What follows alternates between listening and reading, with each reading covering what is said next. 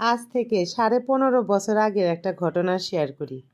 15.5 বছর আগে যখন আমার বিয়ে হলো তখন আমি জানি নাই যে খিচুড়ি ঝরঝরে করে রান্না করা যায়। কেমন একটা মজার ব্যাপার, তাই না? আসলে আমি কোনো দিনও আমার বিয়ের আগে জানি নাই যে খিচুড়িটা ঝরঝরে করেও রান্না করা যায়।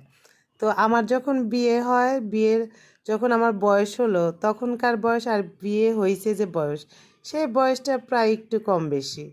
তো এত বছরে আমি প্রায় মনে মনে হাসি বা অনেককেই বলি যে আমি বিয়ের আগে কিন্তু কোনো দিনও জানি নাই যে খিচুড়ি ঝরঝরে করে রান্না করা যায়। আচ্ছা, যাই হোক, বিয়ের পরে জানলাম যে খিচুড়ি ঝরঝরে করে রান্না করা যায়। তবে ওই যে ফেলে রেখে আসছি 16 বছর, একটা তো অভ্যাস আছে যে এই জিনিসটা খেতে খেতে, যেহেতু আমরা গ্রামের মানুষ আর আমার বাপ চাচারা প্রচণ্ড খিচুড়ি প্রেমী, তাদেরকে যদি 3 বেলা খিচুড়ি রান্না করে দেওয়া যায়, কোনো কথা নাই, একদম মুখে মানে রাও কাটবে না যে 3 বেলায় খিচুড়ি। তো ওই রকম ফ্যামিলি থেকে উঠে আসছি, নরম খিচুড়ি, আঠা আঠা খিচুড়ি খেয়ে অভ্যস্ত।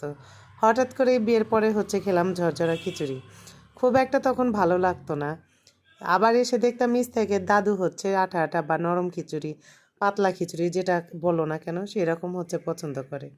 তো টেস্টে মানুষ পেয়ে গেলাম, কিন্তু খুব একটা বেশি রান্না করা হতো না, যেহেতু ঝরঝরা খিচুড়ি প্রিয়ারই বেশি ছিল।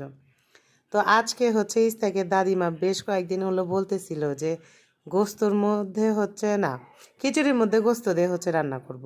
তো যে কথা সেই কাজ, আজকে সেরকম করেই প্রস্তুতি নেওয়া হয়েছিল। যেহেতু একটু তাড়াহুড়া আছে, এই জন্য প্রেশার কুকারে গোস্তগুলো আগে রান্না করে নিছে। আর এখন রান্না শেষ, এই জন্য সুন্দর করে বেরেস্তা একটু দিয়ে খানিকটা গোস্ত উঠায় রাখা হচ্ছে, কারণ এখানে অনেকখানি গোস্ত একবারে রান্না করে নিছে।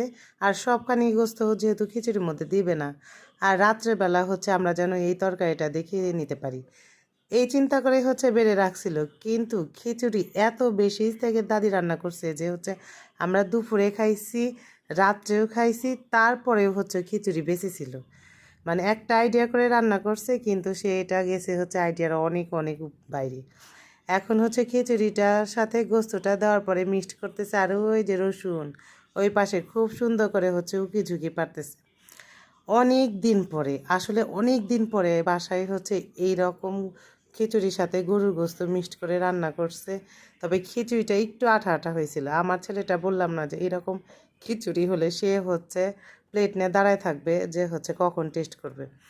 অলরেডি খিচুড়ি কিন্তু হয়ে গেছে, এখন যে টেস্ট করার মতো তা কিন্তু না, সে বাটিতে নিয়ে পুরো দমে পেট ভরে টেস্ট